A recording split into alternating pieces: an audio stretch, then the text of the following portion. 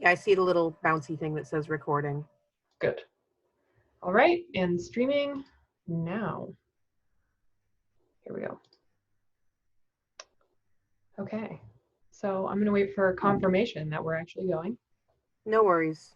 Unfortunately, I'm basically legally blind, so I can't take my glasses off and still see you. And if I don't, then you're going to get this beautiful reflection of my screen the whole time. I'm kind of into it. It makes you look like you're from the future. Yeah, or I'm a villain from season 3 of Sailor Moon. Either way, I feel that this is a benefit. All right, so we're good. Hello, everyone who's tuning in. There's no sound. There's no sound because I haven't turned it on yet. All right. Is that better? Okay. There you go. All right, great. Hello, everyone. Thank you for tuning in. I am Veronica Roth. I am the author of the Divergent series and most notably this book, which came out this week, Chosen Ones. And I'm here with Seanan McGuire. Seanan, can you introduce yourself? Hello, I'm Seanan McGuire. I am the author of a whole bunch of books. You are most likely to have heard of Every Heart a Doorway or Middle Game. I'm also Mira Grant, and as Mira, I write biomedical science fiction thrillers, which if you have heard of, you probably don't sleep much, so that's exciting. The way I want to start off is by shouting out to our bookstores that we're doing this event in cooperation with today. They are Third Place Books, Copperfields, and Village Books, and they are in the panel under our little faces right now. Yeah. And we encourage you to get a book from them, even if it's not ours. It doesn't matter because independent bookstores are super important always to reading. An algorithm can kind of tell you what you might like, but a bookstore employee can do that much more accurately and with a lot more warmth and focus on community. So I would like to come out of this quarantine with as many bookstores as we went into this quarantine with. So yes, please do support them. We love them. I think that's my official appeal. Okay, I would love to start our discussion about series with the question that you asked me in the moments before this, which is, well, you didn't ask me, but you told me that maybe I haven't written a series. So what is a series actually, according to linguistics? The strict definition of a series is a work consisting of more than one volume, each of which is a completely individual component part. So it's not a single story sliced up into 2 or 3 pieces. A duology is a single story sliced up into 2 pieces, and a trilogy is a single story sliced into 3. You do have quadrologies and quintologies. Technically, I guess you could keep going as long as you had numbers, but it's usually a series once it goes past 3 volumes. And the reason that that definition matters at all is structural. You know, a cliffhanger is completely acceptable at the end of book 1 of a duology or book 2 of a trilogy, but it's not acceptable to end every piece of a series with a cliffhanger. That's a really quick way to lose your audience. Yeah. So setting expectations matters. That's true. And when I think about series in science fiction and fantasy, like the Jim Butcher's series, like it's like a case of the week structure where it feels finished at the end and you can kind of pick them up. There's some things that you'll lose track of if you don't read them in order, but you can actually pick them up out of order. So how many series have you written? I am currently working on 3 out of the 4 series that I've had ongoing. The October Days series, book 14 comes out this year. Encrypted, book 9 came out earlier this year. And then Wayward Children, book 6 will come out next year. And so each of those, you've got elements that carry over, mostly character, but also plot elements that carry over from volume to volume. But book 1 and book 2 are completely separate, distinct items. They're not 2 halves of the same story. Yeah. So how are you keeping track of all these things is that was like my big question that I wrote in my notebook. Like, how do you do this? Because it sounds like a lot. I have private wikis. I keep them on thumb drives so they're not connected to the internet because I've met me and I would hit upload by mistake at some point. But also I try to think of different books and worlds, whether I wrote them or someone else did, as watching television. And I don't get confused when Olivia Benson from Law & Order SVU doesn't show up on an episode of Grey's Anatomy. I know that those are distinct and separate worlds. Yeah. Mm-hmm. It's part of why Grey's Anatomy's been pissing me off this season, actually, because they're working really hard to integrate with Station 19, which is a show I don't watch. So characters in Station 19 will just wander through as if I'm supposed to know who they are and as if I'm supposed to have an emotional investment. I feel this way sometimes about Buffy and Angel because I'm just like, I mean, those were more closely linked, but sometimes I'll just be like, I don't know who this person is. Yeah. Why do I care? Yeah. You can't bet that everyone who reads Series A is also going to read Series B. There will always be drop-off, even if Series B is about a character introduced in Series A. Yeah. Spin-offs almost always fail. Well, there you have it. That's our official TV assessment. I guess I wanted to talk about structure a little bit because, I mean, now that we've established that I have never written a series, you've written ongoing worlds though, which for the purposes of our discussion today is the world building still has to sustain for more than one volume. Yeah, yeah, that is true. Yes, and I have done a mixed job of that in my career. Hey, you have Barbies. I do have Barbies. I don't own Barbies. I found those to be tremendously creepy, so I don't have them. But someone. Wait, you didn't acquire the Divergent Barbies? No. I have a lunchbox. I'm sorry, it's gonna take me a second. Like, I have Barbies. There have not been official Barbies, but I've had people make Barbies of my characters and I own them. That's really cool. See, that's cool. Someone making them for you because of love for your series. Whereas, you know, this like big major movie studio making a deal with Mattel, I don't know, it's just not the same thing. It's not love, but there is some money, so that's nice. Yeah, that's true. I don't know, as a toy person, the idea of not owning every toy is faintly bewildering to me. Well, we'll have to agree to disagree on this one. Oh, that's fair. Mm-hmm. Yeah. So anyway, I'm used to, like, someone asked me the other day in one of these chats, like, how I structure a trilogy. And I was saying that you can, I use like a very basic story graph. You know, it's sorry, I'm trying to do this backwards. The rising action and then the climax and then the falling action. And I just like will map the story roughly on that. That's kind of where I start. And then you also, for a trilogy, have to do that for the whole thing. So I've got like these competing like hill graphs for the entire series.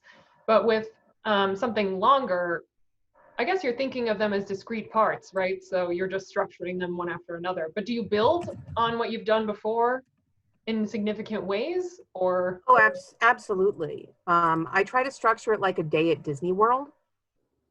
What does that mean? You know where your fast passes are and you know where you have meal reservations. You kind of have the big boulders of your day set, but you're going to have these spaces in between, and you need to know how you're getting from the Haunted Mansion to Pirates of the Caribbean. Mm-hmm. The book is the trip from Pirates to the Haunted Mansion most of the time. But, you know, I've got 14 books building on literally the title of book one. I play a very long, slow game. I was a folklore major, and you kind of get stuck in that oral tradition mode of everything matters. There is nothing that is wasted. So it's less an immediate hill of rising action and more I know that we're starting here and we're heading all the way up to here, but we need to find places to stop at multiple spots along the mountain because otherwise no one will stay with us long enough to get to the top. Yeah, well, that's fair. Yeah. Yeah, I'm just thinking about, I feel like as I go on, I am focused less on things being continuous and more with Chosen Ones, there is a sequel to it. So maybe I should just explain Chosen Ones because it's that would be just good. out. Yeah. So Chosen, ooh, kitty. Break for cat. This is Elsie. Oh my God, so cute. Oh, very nice coloring. Elsie is a juvenile Maine Coon, so she only weighs 17 pounds. She's very small. Just for the people watching, my dog weighs 12 pounds, so these cats could destroy my dog. And that's why keeping your dog on a leash and your cat inside is important. Yeah. Well, yeah, for a lot of reasons. But, so Chosen Ones. Chosen Ones. Chosen Ones is about a group of Ooh, I got out of focus. Okay. It's about a group of people who defeated a Dark Lord kind of figure known as the Dark One when they were teenagers, and they saved the world. And now it's 10 years later, and they're the most famous people on Earth. And they're still dealing with the repercussions of what happened to them when they were younger, both psychologically and, in the world around them. So that is like the basic pitch of the book, and it goes many places from there. But as far as series goes, I finished it, and I mentioned to my editor, John Joseph Adams, that like maybe that I had a sequel plan in mind, and he was like, "Really? How?" Because it had ended, very definitively, and I was like, "Yes, that's the best feedback I've ever gotten." Because I hate that cliffhanger thing. Actually, Yes. Even though I've done it before, it's not my favorite. I'd like people to feel satisfied. Yeah, it's not my favorite either, and I've done it 4 times, once accidentally. Yeah. It is structurally appropriate to end book 1 of a duology with a cliffhanger and book 2 of a trilogy with a cliffhanger. Like, that is literally built into the concept of duology and trilogy, that you have those moments of what the actual fuck, and that's intermission. Yeah. And so I sold a duology called Parasitology to Orbit Books, which was Parasite and Symbiont. And I didn't realize until I was in the back half of Symbiont that I had actually written books 1 and 2 of a trilogy.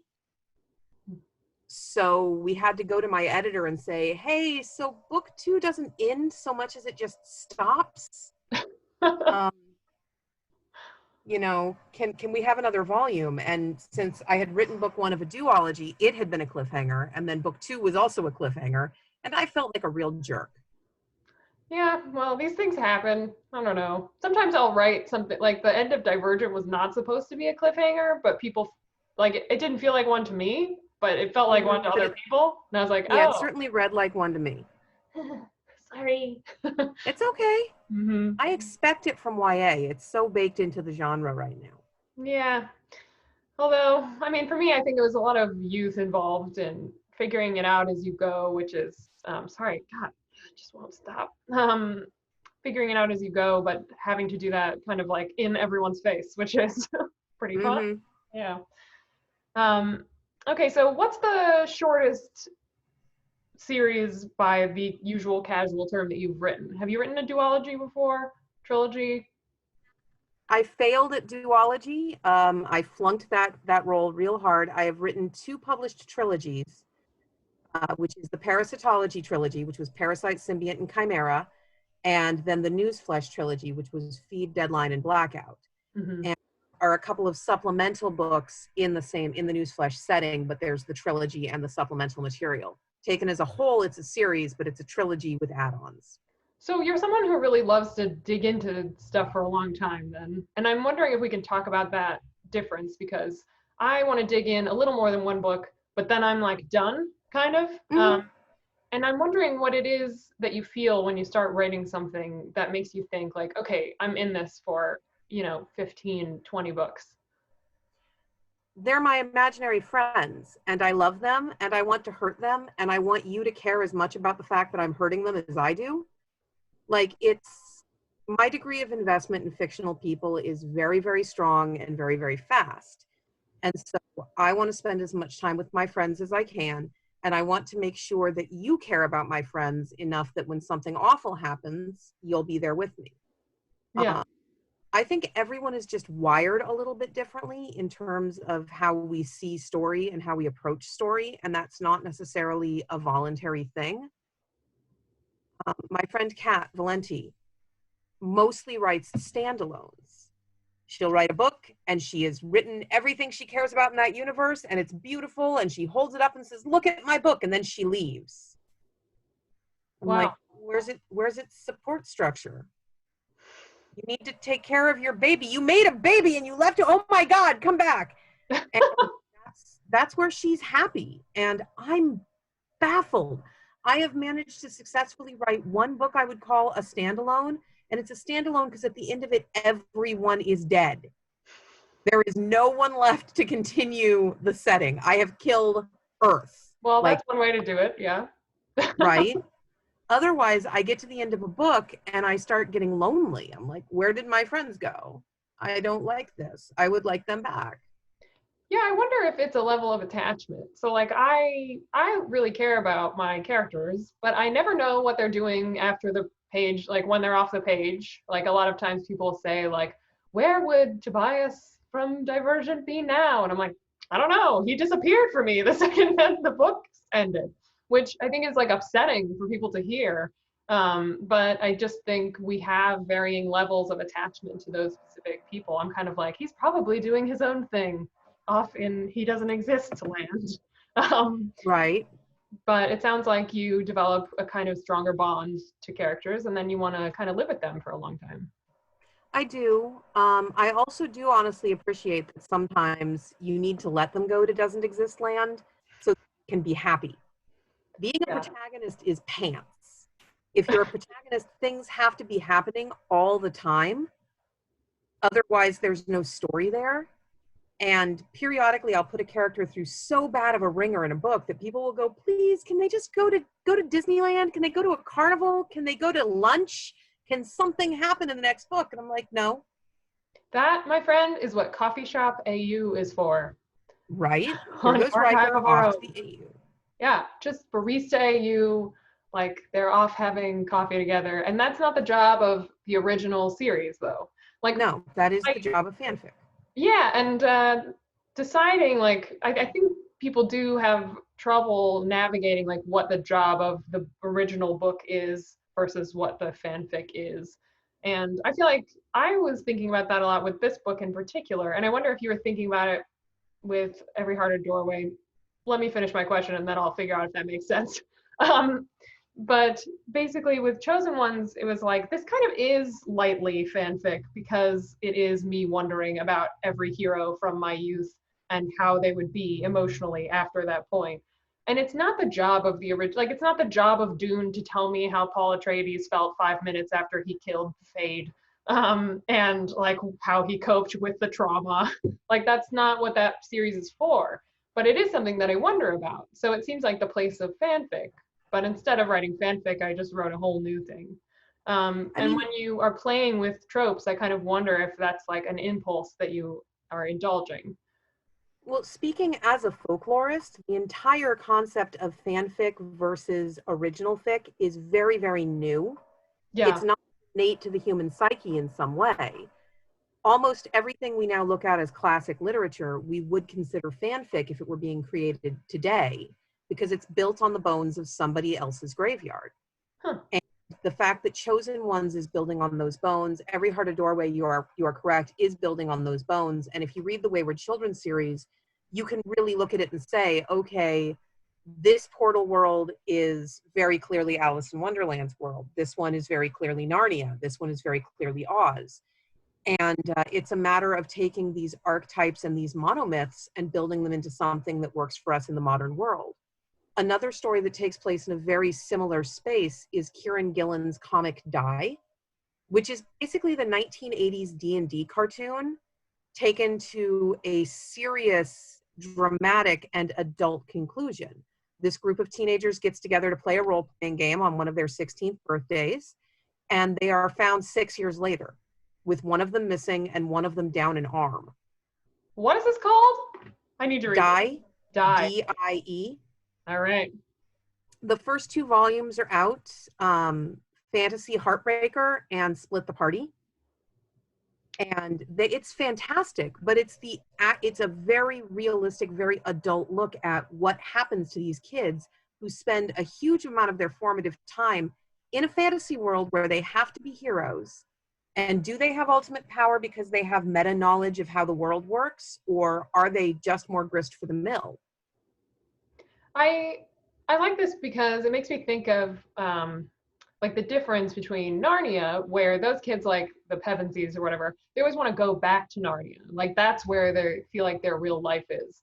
Whereas in Wayward Children, and then also in like The Dark Lord of Dirkholm by Diana Wynne Jones. Did you ever read that book? I did. Where it's like the fantasy world is like a nightmare, and you know it's in Dark Lord of Dirkholm. It's a little different because for those who don't know, Dark Lord of Dirkholm is about basically a fantasy universe in which that has been turned into an amusement park for people in a parallel universe. So they like go there and the whole world has to like pretend to be a part of an epic fantasy novel for the entertainment of these parallel universe people. And in Dark Lord of Dirkholm, they get sick of it. And they're like, this has to stop. Anyway, it's great. And weird, but great.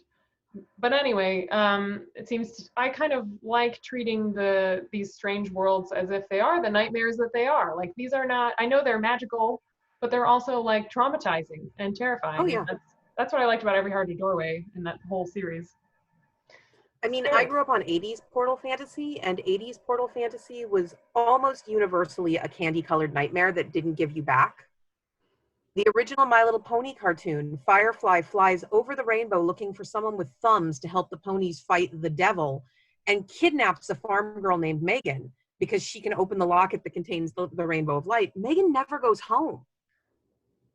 Her parents never find out what happened to her because she's off living in the land of talking horses now. Which, like, I guess is like a little girl's dream, but also that's terrible. Yeah, there's some real scary adult fear wrapped up in most portal fantasy, because portals come for kids, and if they give them back at all, they don't give them back as your kids. No, they don't come back the same. It's like Stranger Things. It's like that. I mean, the least traumatized really of the classic portal kids is Alice, because Alice is 6 years old and falls into what seems like an acid trip. Where she gets big and then small. Yeah. I'm going to look at the chat to see if anyone's asking questions for us. Okay. Let's see. There's plenty of questions. Okay. Okay, this is a simple one that we can talk about. MT96853 says, what was the most difficult or easiest parts of writing a series? So most challenging and the easiest parts. What I find the most challenging is that you don't care about what I care about for generic values of you, but also universal. You know, you are wearing a shade of lipstick that is very flattering for your skin tone, but would not work for me. You have a dog, I have cats. So I write a book, I give it to you. What you take away from it is not going to be what I thought I was putting into it. And maybe your favorite character and the one that you most want me to focus on is one that I thought was a 2-scene spear carrier here to go. And since you will get reader feedback, and as you know from writing Divergent, which as a trilogy was the longest piece you've done, you're working on book 3 by the time book 1 hits shelves. Yeah. There is no reader feedback in the world that can be incorporated into book 2. For the most part, book 3 is also immune to reader feedback because you just have had to get too far down that road. And you go back and completely change book 3 to focus on the character that turns out to be a fan favorite. But when you're talking about book 6 or 7, people expect that. Even if you say again and again, it's not possible, they're going to be coming and going, no, I need to know what happened to the dog from book 1. You're like, I don't care what happened to the dog in book 1. Leave the dog alone. Right? Like, if I cared, I would have already told you. I have moved on. The mammoth has moved on. Let it go. The best example I can think of the creator of something not liking the same things that the viewers of something like is Star Wars. So, you know, the original trilogy is like space adventure. And then George Lucas is like, but we need to know about the midichlorians. Like, we must understand the fake science involved in the Force and the Jedi. And like, I want to go into the lineage. And everyone was like, George, that's not what we're here for. Like, we don't want to see the court politics. I want to see the court politics, but not everyone wanted to see the court politics. And it kind of escaped that way. But like, you know, so there will always be a kind of, not always, but there will be a mismatch between what the creator of something is fascinated by and interested in and what readers end up interested in. And oftentimes, like, it's hard to know what those things even are. Yeah. The longer a canon goes on, the more opportunities you're going to have to get it wrong in the eyes of your readers. And, you know, Charlaine Harris is a friend of mine. She got actual death threats for the way that the Southern Vampire series ended. I remember hearing about that. Yeah, it was terrible. We were at a convention together right after the last Sookie Stackhouse book, sitting at a signing table, and somebody came up and said a word to her that I will not repeat on chat. And I'm like, this is a sweet little Southern grandma who wrote books that brought you hours and hours of enjoyment and pleasure. Why don't you stuff that word up your own butt and go away? And of course, she's Charlene, so she's just like, well, bless your heart. Thank you for reading. And I'm like, no, Charlene, we are not nice to the people that call us words I can't say on the radio. Yeah. But she's a better person than I am. The most rewarding thing is being able to be a gardener, is being able to plant seeds and see them grow and see things pay out. And having the TV Tropes Wild Mass Guessing tab is my favorite place in the world. I go there periodically, and if even one person has guessed what I'm working toward, I know I did it right. Yeah. I like that feeling of being able to dig into something and explore it. So for me, the trouble with writing something that's much longer is that I don't feel as confident in my world structuring abilities just yet. I think that kind of comes with a lot of thought and a lot of work, and isn't my natural skill, I guess. So when people ask, like a lot of people who wrote dystopian books around the same time that I did are kind of returning to those universes, Suzanne Collins included, which is great. But people ask me if I'm going to do that with Divergent, and I'm just like, I don't think the structure of this world can support more stories. It's like a little bit like an unsteady Jenga tower, and if I take one of the blocks out, it's just going to collapse.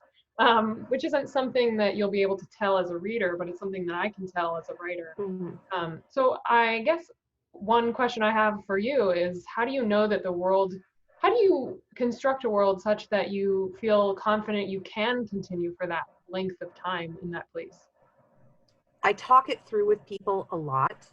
If you are a friend of mine or someone that goes to me with me socially for dinner, you're going to hear a great deal of, okay, we now need to spend 2 hours discussing the epidemiological origins of the Black Death in Europe so that I can explain exactly how that fits into this fictional disease I have created. And like that, we probably won't go out for dinner very many times. I do also think that an important skill that we don't all develop is knowing when to let go and walk away. I'm so proud of Charlene for finishing Southern Vampires. Yeah. Honestly, she could have kept that series going another 10 or 15 books, and her publisher would have paid her. And as a writer, your income is very unpredictable. And a series that's finished, actually the sales plateau, the sales drop off because there's not a new book coming to keep people excited. Yeah. So she could have made an enormous amount of money by writing Sookie Stackhouse Goes to the Retirement Home. But she knew it was time to be finished and to leave. And you're mentioning that a lot of these dystopian authors are returning to their settings. They are, but they're doing it to humanize their villains in a surprisingly tone-deaf way. I haven't actually read, I read the synopsis of Ballad of Songbirds and Snakes, and I was like, okay, I'm just going to withhold judgment until I read it. But like Margaret Atwood's doing that too, and even if the book turns out to be beautiful, perfect, and nuanced, if your summary is Darth Vader was secretly a good guy and had a great reason for killing all those younglings, you've got a tiny marketing problem. And not every villain needs to secretly have been a good guy all along. Yeah, I wonder why we find ourselves so fascinated with villains in general. Like just the way that true crime happens. Like I don't know if you listen to any true crime podcasts or anything like that, but increasingly I think people are trying to change this. But mostly we'd focus on the psychology of the perpetrator of the crime and not on the humanity of the victim of the crime. And I have always found that to be troubling, and I'm glad it's changing a little over time as people realize what a problem that is. It's like someone who gets killed for no reason that just like should be maybe at least a little bit as interesting to us as the person who did it. Anyway, let me. Sorry, I'm getting questions from. No worries. I can't see the chat, so Yeah, I know. I'm the sole arbiter of these questions. All right. You could make up anything. Oh, here's an interesting one. Not about series, but that's fine. Misty306 says, both of you have written about the strong female protagonist experience. How do you know when to balance the struggle, the reality, and the strength? So like letting a strong character be weak, I guess. I just try to write people. Yeah. You know, I think the issue with strong female character as it has sort of become a thing is that any moment of weakness is suddenly a failing on that character's part. If your character does not succeed effortlessly every time, they're not a strong female character. But if they do, they're a Mary Sue. So enjoy walking that tightrope. Yeah, sure. It's real fun. I love that Mm-hmm. tightrope. Yeah, Um, I love it there. hmm I feel that most authors are in agreement. Not, I don't want to put this person on blast because I know exactly what you're trying to communicate, Misty. But the strong female character type, I think, is something that a lot of authors now are like, all right, no, none of that. What we need is to focus on complexity. So, like, I understand there was a time when we didn't see a lot of characters who are physically capable, I guess, who are women who, you know, didn't need rescuing, and so that was really exciting for a little while. But I think that's time is done. Like, we're good. We can move on now. Um, And it's had some consequences we couldn't really have forecast. You know, Buffy the Vampire Slayer hit at the perfect time for me. I was a teenager at the same time as Buffy. So she was the girl. But I had always been a horror movie fan before her, and I still am one now after her. And something that we started to notice about 5 years after Buffy got big was that all of these horror movies that used to be one of the only places you would find strong female characters didn't have them anymore. hmm. You would see the character that would have been the final girl archetype get killed in Act One. And it's because after Buffy happened, no one could believe that a girl without superpowers could actually defeat the monster. Oh, that's interesting. Yeah. That's like the upending of A Wrinkle in Time by Madeline Langham, Mm-hmm. where she wins because of like the power of love or whatever. Not a physically capable character. Yeah. Yeah, so Um, there's always a backlash, and I think we still see a demand for the strong female character archetype in part because you were talking about Star Wars. Luke Skywalker is just as much, if not more, of a Mary Sue than Rey is.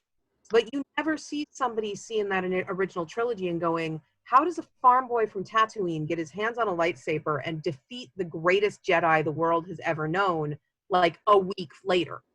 the Of time in that series, when I was a kid, I thought it took a lot longer for him to become an expert Jedi, but it's like 2 weeks. I can't believe right. it. Like Oh man. Luke is much more of a Mary Sue. They felt the need to show us Rey acquiring every skill she demonstrates in that first movie because they knew that they would be criticized for her being a girl who could do anything. Yeah. And And as long as that's a thing, you know, the Divergent Barbies, which you don't own, but I have destroyed quite a few of. They were great custom bait. They had great clothes to take and give to other dolls, and their bodies were great. But the Divergent dolls in the doll community, when those came out, people were criticizing the fact that Triss's doll had tattoos. oh, This is gross. This is disgusting. It's not feminine. Why would a girl have tattoos? I don't I had know. no Why would a girl idea. have tattoos? Yeah, Ooh. Oh, pretty that's much all weird. doll community discourse, but it was still, they were not levying that criticism at the boy dolls with tattoos. Hmm. And Interesting. as long as you have that disparity, we're going to have the questions about the strong female characters. We're still going to need them to a certain degree. Yeah. I mean, I still love I grapple with this a lot because I'm 6 feet tall and I've always been very athletic, and my entire experience of the world, even though I have chronic pain, it's really manageable, and so I am just used to this like strength and physical capacity and not having obstacles, and so I end up defaulting to that in the characters that I write. Mm-hmm. And so I've written a bunch of like Bamfy kind of ladies who can beat the crap out of anyone, and it's only just recently occurred to me that like every character I write should not be like that. So by consequence, Sloane is like doesn't have any of those abilities, which is a first step for me toward exploring other types, I guess. Mm-hmm. But I think it's important to do that to show that, you know, well, for variety, for one thing, for an author, but also for what you're contributing to the world. Yeah, that was not a question. I'm just rambling. All right, let's see what else we That's got okay. here. Yeah. Someone said the tattoos are part of what make Triss Triss. I agree with you. I Uh, also agree.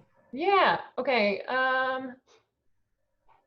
Bibliophile 4024 says, character introduction in a series. How do you introduce at a steady pace? So like, how are you pacing out your character introductions, especially for a longer series? Do you plan them in advance, or you just kind of like, all right, now we've got this guy? I plan the landmark characters in advance. We're going to have to meet this person around this event. But Mm-hmm. for the most part, people just sort of show up when they show up. So for me, one of the biggest problems with long running series is, as I said, these are my imaginary friends. I want to spend time with them. I want to keep them around. So your cast just gradually grows and grows and grows. So you start out with the Fantastic Four and you end up with the X-Men. Um, and that's a little daunting at times. I've got like 90 people to move around. Yeah, you end up with like an Avengers Infinity War situation where it's like, there's a lot of these people. There are Um, so many. do you ever kill them off? Oh, yeah. Murder is always the solution to too many people on screen. Yeah. I have never killed a character for that reason, but it is a useful thing to do. Um, okay, let's see.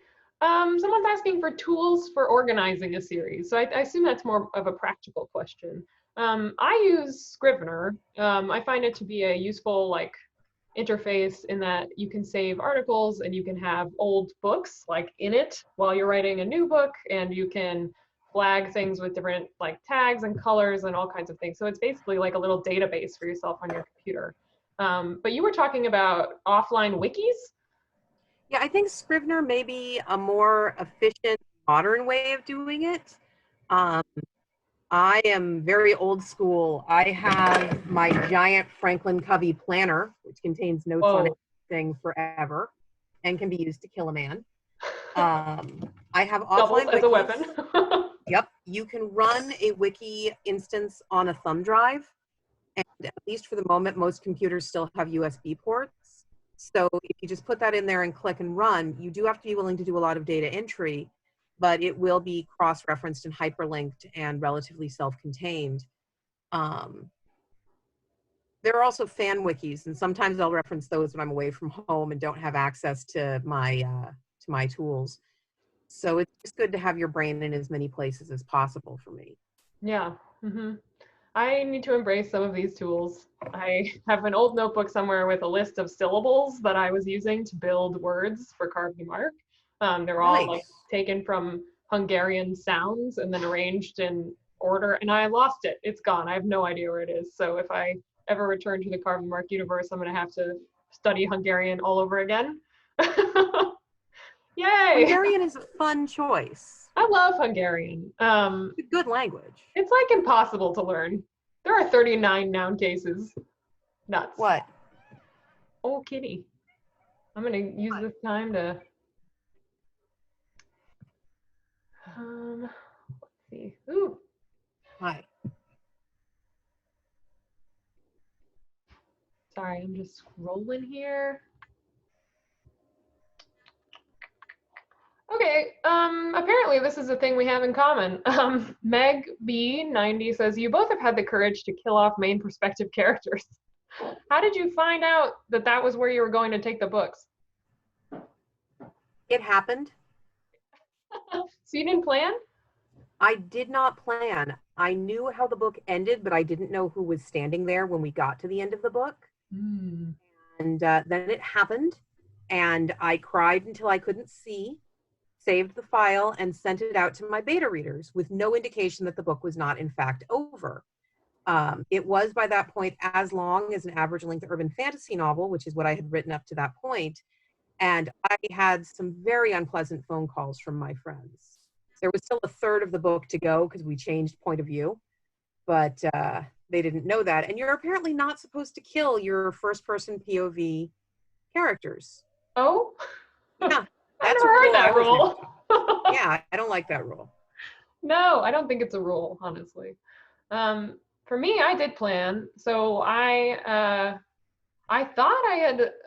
Man, this is a hard thing to explain. I feel like it's so close to the surface for people that. Yeah, without spoilers, it's really difficult.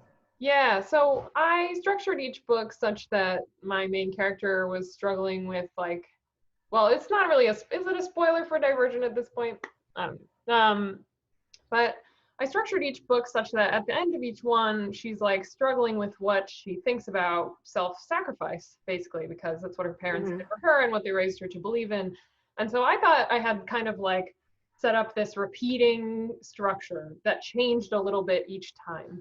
And that is how I was going to end the series. And then when I got there, I kind of got scared and lost my nerve and spent hours and hours brainstorming with my mother and with my husband about like, okay, well, what if it was this instead? And we went through like half a dozen endings, and each one that I considered felt like cowardice to me. So that's when I knew it's like, I think this is it. And I was like, okay, well, you'll write it, just write it. And if it doesn't feel right, then like, you don't have to do it, right?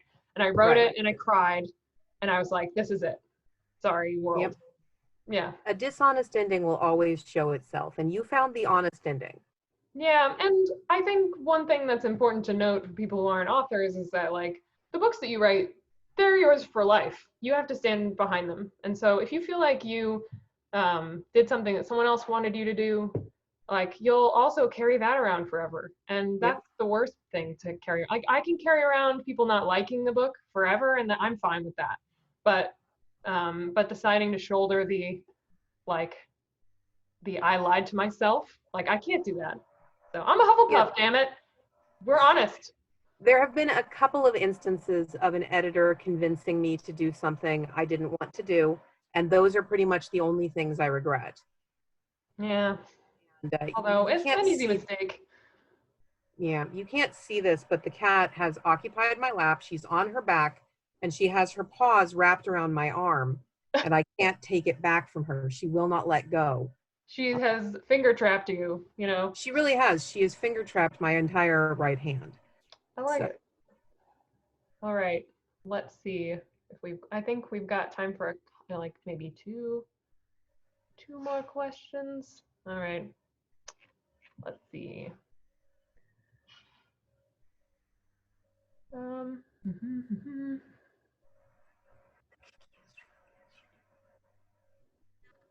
Okay, someone's just asking, Citron Wilt, which is a nice name, is asking, how about pacing a story? How do you make sure you don't bog down in details? It's always a tough question. I feel like this is a question that a lot of writers have that's increasingly difficult for me to answer. But sorry, you have Nope, carry on. One thing that I think is important to note is that you don't have to get it right with your rough draft or even your second draft or your third draft. A lot of the edits I do are about pacing. So the best example of this for me is with Carve the Mark. I submitted it to my editor and she sent back, she was like, I think you need to cut 100 pages from your beginning. Like, I think we need to get to this particular plot point by page 35. And I was like, okay. And I sat with it for a while and I realized she was probably right. And I was just kind of like wandering around my world. I was almost like writing fanfic for myself. Like, haha, I'm just gonna like go to this, he's gonna go to this shop and he's gonna talk to these people and no stakes and no drama and no tension. And so I cut 100 pages and that was in like the third round of revisions. So it's not something that you just are gonna know and get right. And you can keep yourself from having to fix it by planning carefully. Like that doesn't work. So sometimes you have to fix how you're parceling out information. Yeah, I mean, I generally, if I'll mess it up, but my beta readers will catch it for me, or my editors will catch it and they'll say, you have to start cutting things. I have thus far avoided you have to cut 100 pages, thankfully. It's not the best. It's not the best. The one time I had an editor ask for really dramatic cuts, it was an editor who had not acquired the book in question and had prefaced his request with "Girls Can't Write Science." And since that was a hard science fiction novel, I pretty much just made the unilateral decision to ignore everything he said and had my agent and a couple of trusted readers go through and be like, okay, yes, you could lose 3 paragraphs from this 8-paragraph explanation of the biology. Girls can't write science. Sorry, I got stuck on that and I'm just like, oh yeah, girls can't write science. I spent 5 years shadowing the CDC. Girl write science. Yeah, girl can totally write science. Okay. I think a good one for our last question. Let's see. Oh, JJ Howard, hello. Would like to know, how do you prefer to write in backstory? Any backstory tips? I feel like don't write a prologue. uh, I mean, I prefer to write in backstory by doing multiple anthologies worth of short stories about the character's grandparents, apparently. So you're you have into to it. provide. So you're into it, but in its I am. separate place. But do it like it's a D&D game. Not everyone needs to know that your parents are dead and you burned the family farm to the ground in the very first session. That can come out organically as long as you're careful not to say anything early in that will contradict it. You should know. I don't have to know. Yeah, I think that's an important thing to figure out. Is like you can know everything that you want to about characters. You can know their favorite breakfast food and where they keep their socks and whatever. But you have to figure out what's actually important for the audience to know. So it's like just because something is cool doesn't mean that it needs to be in the book. Um, and I prefer to kind of parcel it out as it becomes necessary, and then pretty much that's it. And with Chosen Ones, this was a challenge because I had this like 10 years ago, they defeated the Dark Lord, and now here we are. And figuring out how to do that without a series of flashbacks was kind of a trick. But I did it with these like fake government documents. So you learn what happened in the past. But I think what's important if you're going to do something like that is to make sure that what's happening, even in like your fake documents or in your flashbacks, is also affecting what's happening moving forward. So in the book, Sloane requests the documents using a Freedom of Information Act request, and her reading them like affects how she feels about her mentor and how she decides to act moving forward. So kind of tying the present into your backstory can help a lot with it, I think. Right. Yeah. All right, I think we're out of time, folks. But thank you for joining us over here. That's my Twitch chat is over here, so I'm like, Yeah, thanks for coming by. And thank you for joining me, Sean. It was really great to talk to you and hear your series thoughts. Yeah, thanks for having me. It was fun to hang out. I'm sorry we didn't get to do it in person, but I'm glad that we're socially distancing and keeping everyone safe. Yes, everybody, stay home, wash your hands, don't touch your face. We've both been touching our faces this whole time, but we I washed our know. hands before we sat down and have not touched anything contaminated. That's true. We're good. So, as long as if you wash your hands and then go to a place where nothing there has been outside or touched by anyone else in 24 days, you know that you're in kind of a virus-free zone. If my keyboard has COVID-19, I'm already dead. Or at least already sick. Yeah. I want to finish up by mentioning our bookstores again. Third Place Books, Copperfields, and Village Books. They are linked under us. A lot of bookstores are doing delivery and shipping wherever right now. So if you got a book in mind, if you want to read some of the stuff we recommended by Diana Wynne Jones or that Dive book, that sounds awesome. Please order a book from one of them. They would appreciate it, and we want to support them. So. Yep. Right. And with this that, is also a great. Oh, sorry. Go on. Good night. I was going to say this is a great time to be placing pre-orders for fall books through independent bookstores because that tells them that we still expect them to be here in September. Yes, absolutely. So if you got something you're anticipating, order it. All right. Goodbye. Good night. Okay. We're still recording.